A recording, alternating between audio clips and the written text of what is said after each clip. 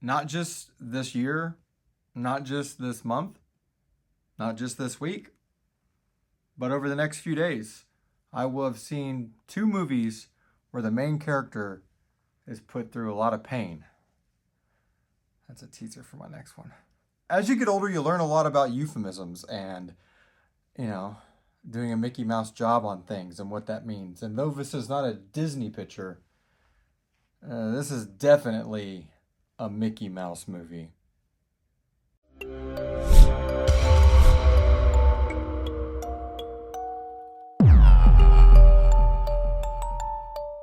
Mickey 17 was directed by Bong Joon-ho and written by him too, I think, as well as the author of the book.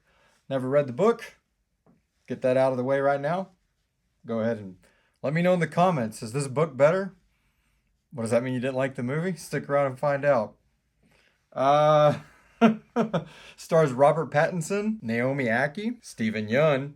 I don't think he's ever going to get away from that. And Toni Collette and Mark Ruffalo as the most animated cartoon characters that haven't been animated yet.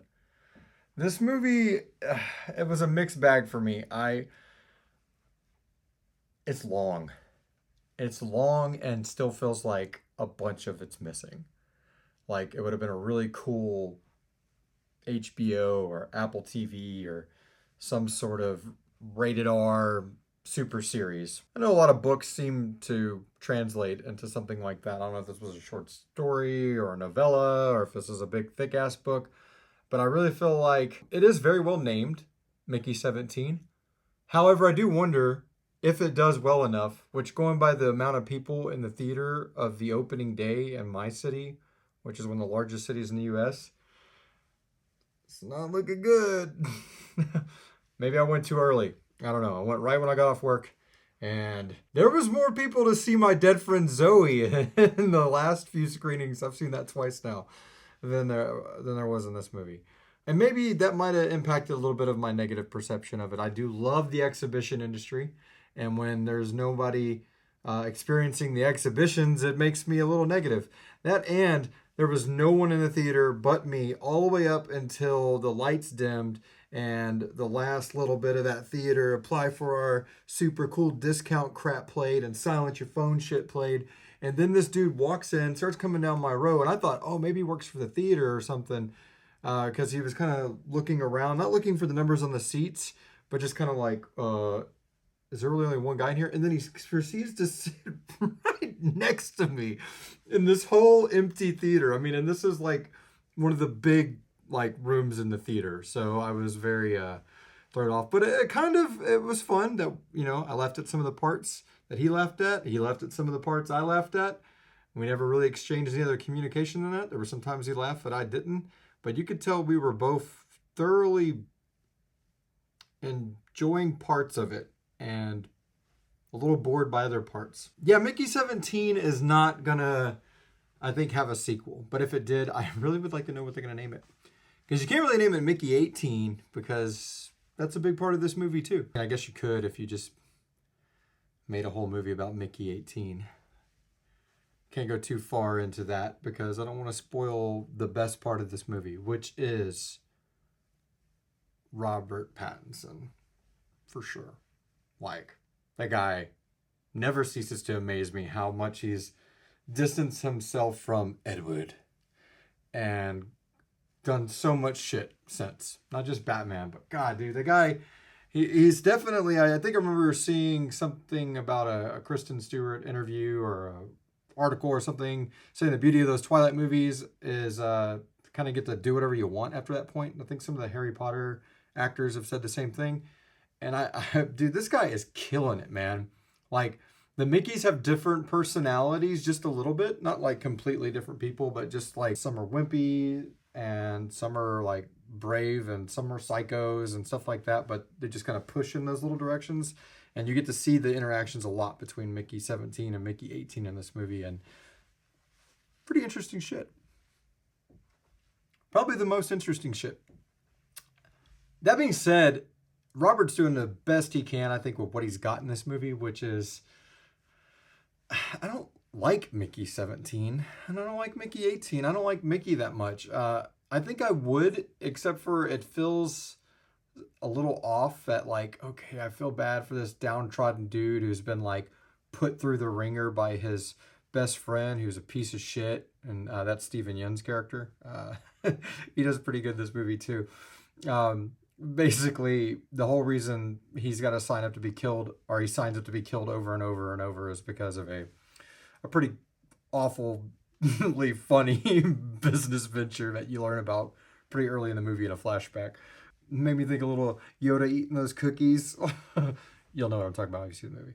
But yeah, Steven Yeun is a piece of shit in this movie, which is funny, I guess, from his character arc in Parasite. You get to see his actorial transformation here along a lot of things he does. Steven Yeun's a great actor. Naomi Ackie is really, really great in this movie, but she's the reason why I can't kind of get behind the Mickey character as much, because the girl's hot. And just automatically he's like, hey, you want to come sit over here by me? All right, cool. Now we're just going to go at it. Like, while this Mark Ruffalo, like, speech is going on. Funny about not going at it. A lot of people are going to classify this movie as a dark comedy, and I mean, it could fall in those broad strokes, but I think it's more of a comedy sci-fi. I don't think it's that dark. I mean, yeah, the guy's getting killed over and over again. That's kind of dark, but that's not, to me, dark humor. For me, a dark comedy is where, like, some, oh my God, what the fuck kind of shit happens. And I think for that, you have to be really vested in, you can't do that to kids, or you can't do that to people, or you can't do that to society. And I just don't feel that way for Mickey. It's not that he's not a believable character. And I don't mean about all the weird shit that with the body printer that's going on with his life that keeps pumping him out after he's killed over and over again while he tests his, viruses and shit being injected into him and being on harsh elements, dying from these things so these people can learn from it and make vaccines and find ways to live in these environments and those kind of things. I get that sounds not believable, but that's the premise of the movie, so that kind of take that going in there. He's a pretty believable character. He's just, to me, he's not a super likable character. Like, I like him because I like the job Robert's doing with the facial expressions and the arguing with himself and selling the character. I just don't care for the character. It's like, oh, he is pretty downtrodden. Damn, all this crap's happening to him. But he, like, gets to go to his little part of the ship and have sex and like with this super devoted beautiful love interest, so it's like and he makes a reference to that, like, thank God I got a bad business venture and got stuck here, or I wouldn't have ever met this person. So I think that's something in a novel that probably gets really hammered out better than this does. I think they tear him apart and beat him up so much, and that's the point, that no one cares about him except for this person, that it's hard for the audience too, because there's no like emotional break. Like, if they would have like a scene in the mirror, like where he's looking in, like to himself, and you start really feeling for him, I think that would have brought out more of the dark comedy aspect of, like, I can't believe this shit's happening to this poor guy. But I never felt like, oh, this poor guy to him. More of in, like, surface level.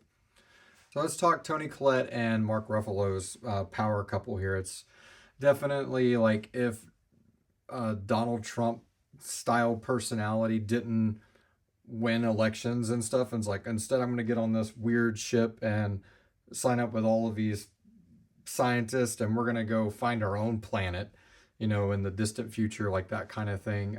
They're very, again, cartoony characters they're not animated. But is this the same character from Poor Things? Not just the actor Mark Ruffalo, but his character from Poor Things, great grandson, and like the distant, like, surreal space future from that movie, if you haven't seen it, because it feels a lot like the same acting job to me. And I loved him in Poor Things, and I loved the movie Poor Things, so I could kind of see the animated and the cartoonness of it. But there's a sci-fi background here. It's not this, like, weird twisted, like, buildings look like Dr. Seuss thing that you get in that other style of movie. But yeah, so if you're here for Toni Collette, you know, Hereditary, and Mark Ruffalo, Poor Things, The Hulk.